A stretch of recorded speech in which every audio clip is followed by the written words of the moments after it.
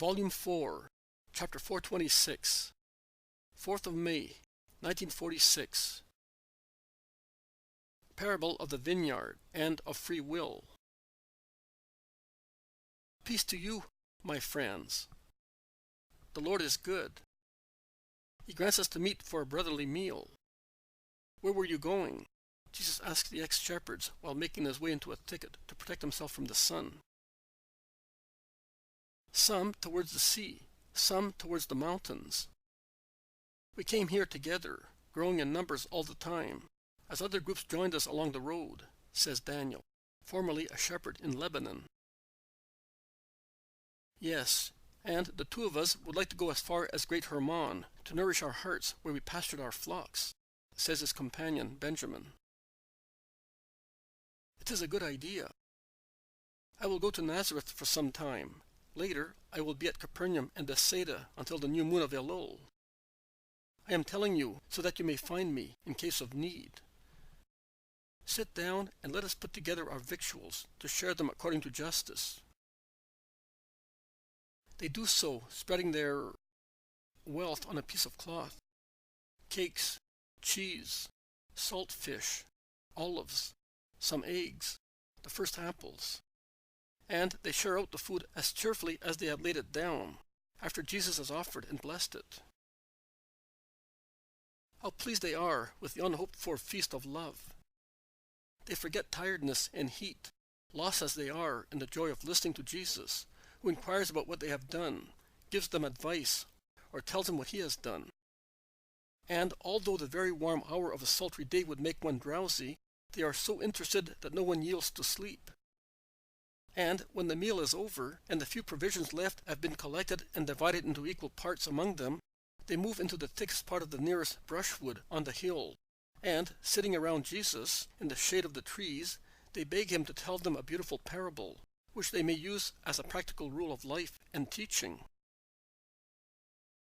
Jesus, who is set facing the plain of his dry lawn, now bare of crops, but luxuriant in vineyards and orchards, turns his eyes round, looking at the panorama, as if he were looking for a subject in what he sees. He smiles. He has found it. He begins with a general question. The vineyards in this plain are beautiful, are they not? Yes, very beautiful.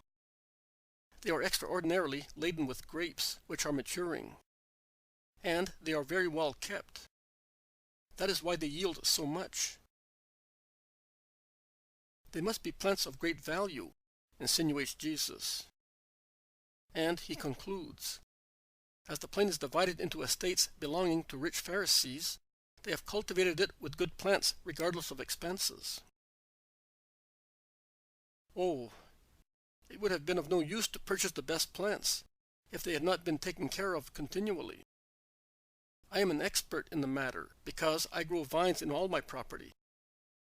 But if I do not toil hard, that is, if I had not toiled hard at it, as my brothers continue to do now, believe me, Master, I would not be able to offer you at vintage time grapes like those of last year, says a strong man, about 40 years old, whom I think I have already seen, but whose name I do not remember. You are right, Cleopas.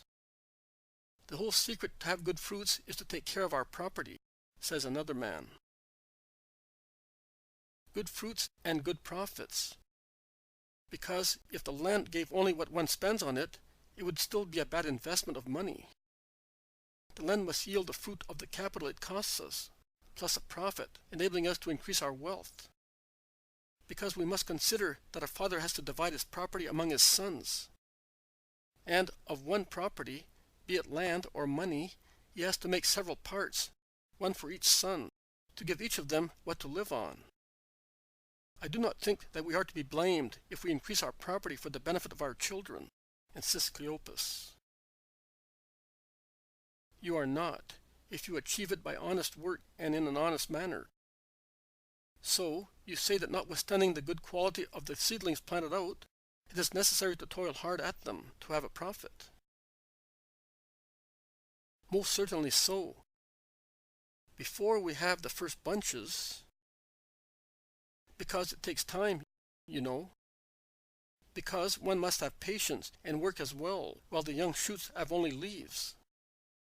And later, when they begin to yield fruit and are strong, one must watch that there are no useless vine branches, harmful insects, and that parasitic grass do not impoverish the soil.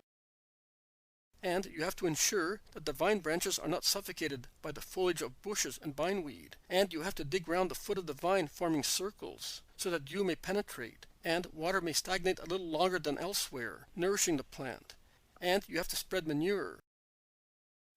Hard work. But it is necessary, even if it is unpleasant, because grapes, so sweet, so beautiful, that each bunch seems a collection of precious stones, grow exactly by sucking fetid black manure. It seems impossible, but it is so. And one has to thin out the leaves so that the sun may shine on the bunches, and when vintage is over, one has to arrange the vines, tying and pruning them, covering the roots with straw and excrement, to protect them against frost. And also, during winter, one has to go and see whether the wind or some robber has pulled off the stakes, and whether the weather has loosened the withes by which the branches are tied to the stakes. Oh, there is always something to be done until the vine is completely withered. And then, there is still work to be done to remove it from the soil, which is to be cleaned out, taking away all the roots, so that it may be ready to receive a new plant. And do you know how much one must work patiently with a light hand, and eyes wide awake, extricating the vine shoots of the dead plants, entangled with those of the vines still alive? If one acted foolishly, and with a heavy hand, how much damage would be caused? One must be of the trade to know that. The vines? They are like children. And before a child becomes a man, how hard one has to work to keep him sound in body and mind. But I am speaking all the time, and I'm not letting you speak. You promised us a parable. Actually, you have already told it. It would be sufficient to apply your conclusion and say that souls are like vines. No, Master. You must speak. I have talked nonsense, and we cannot do the work of application by ourselves. All right. Listen. When we had an animal body in the womb of our mother, God created a soul in heaven to make the future man in his likeness, and he infused it into the body which was forming in the womb. And man, when it was time for him to be born, was born with a soul, which, up to the age of reason, was like land left uncultivated by its master. But when man reached the age of reason, he began to reason, and to tell good from evil. He then realized that he had a vineyard to cultivate to his liking. And he became aware that he had a vine dresser in charge of his vineyard, his free will. In fact, the freedom to guide himself, which God granted to man, his son, is like an efficient servant granted by God to man, his son, to assist him to make his vineyard fertile, that is, his soul. If man did not have to work by himself to become rich, to build for himself an eternal future of supernatural prosperity, if he should have had to receive everything from God, what merit would he have in recreating himself in holiness, after Lucifer had corrupted the initial holiness given gratuitously by God to the first parents? It is already a great gift that the creatures who had fallen by inheritance of fault are granted by God the possibility to deserve a reward and become holy by being born again, through their own will, to the initial nature of perfect creatures, as the Creator had given to Adam and Eve, and to their children, if the first parents had remained free from the original fault. Man, who had fallen, must become a chosen man through his free will. Now, what happens to souls? This. Man entrusts his soul to his will, to his free will, which begins to work the vineyard that had remained so far a piece of ground without vines, a good ground, but bare of durable plants. During the first years of its existence, only frail grass and caduceus flowers had grown on it. The instinctive goodness of a child who is good, because he is an angel, still unaware of good and evil. You may ask, how long does he remain such? We generally say, for the first 6 years. But in actual fact, there are precocious reasons so that we have children who are responsible for their actions before the age of 6. There are children who are responsible for their actions also at 3, 4 years of age, and they are responsible because they know what is good and what is evil, and they freely want the former or the latter. The moment a child can tell a good action from a bad one, that child is responsible. Not before. Thus, a fool, even if 100 years old, is irresponsible, but his guardians are responsible in his place, and they must lovingly watch over him and his neighbor, who may be damaged by the dull-witted or foolish fellow, so that he may not harm himself or other people. But God does not impute any fault to the idiot or fool, because, unfortunately, they are deprived of reason. But we are talking of intelligent beings, sound in mind and body. So, man entrusts his uncultivated vineyard to his vine dresser, his free will, which begins to cultivate it. The soul, that is the vineyard, has a voice and makes the free will hear it. It is a supernatural voice, nourished by supernatural voices which God never denies souls. The voice of the guardian, those of the spirits sent by God, the voice of wisdom, those of the supernatural remembrances which every soul recollects, although man does not have a precise perception of them. And the vineyard speaks to the free will in a kind and imploring voice, begging it to adorn it with good plants, to be active and wise, so that it may not become a wild, sterile, poisonous thicket of thorn bushes, where serpents and scorpions nest, foxes have their earths and martens, and other evil quadrupeds their holes. Free will is not always a good cultivator. It does not always watch over the vineyard and defend it with an impassable hedge, that is, with firm good will, aiming at protecting the soul from robbers, from parasites, from all harmful things, from strong winds which might cause the little flowers of good resolutions to fall off when they have already begun to be desired. Oh, what a high strong hedge is required around the heart to save it from evil. How one must watch to ensure that it is not forced, and that no one opens either large gaps through which dissipations may enter, or sly little openings at its base through which vipers creep in, the 7 capital vices. How necessary it is to hoe, to burn weeds, to prune, to trench, to manure through mortification, and take care of one's soul through love for God and for our neighbor. And it is necessary to watch with wide open, bright eyes, and mind wide awake that the vine shoots which appear to be good do not turn out to be bad, and if that should happen, they are to be extirpated mercilessly. One plant only, but perfect, is better than many useless or noxious ones. We have hearts. We have, therefore, vineyards which are always cultivated, in which new vines are planted by an extravagant cultivator who piles up new plants. He wants to do this work and that one. He has ideas, which are not even wicked. Then he neglects them, and they become evil. They fall on the ground. They degenerate and die. How many virtues perish because they are mingled with sensuality? They are not cultivated because, in short, free will is not supported by love. How many thieves enter to rob, to tamper with things, to extirpate, because one's conscience falls asleep instead of being vigilant, because one's will loses its strength and becomes corrupted, because one's free will is seduced, and although free, it becomes a slave to evil. But consider, God made it free, and yet free will becomes a slave to passions, to sin, to concupiscence, to evil in a word. Pride, wrath, avarice, lust, first mixed with, then triumphant over good plants. A disaster. How much drought there is that parches plants, because people no longer pray, whereas prayer is union with God, and therefore a dew of beneficial juices for the soul. How much frost freezes roots through lack of love for God and our neighbor.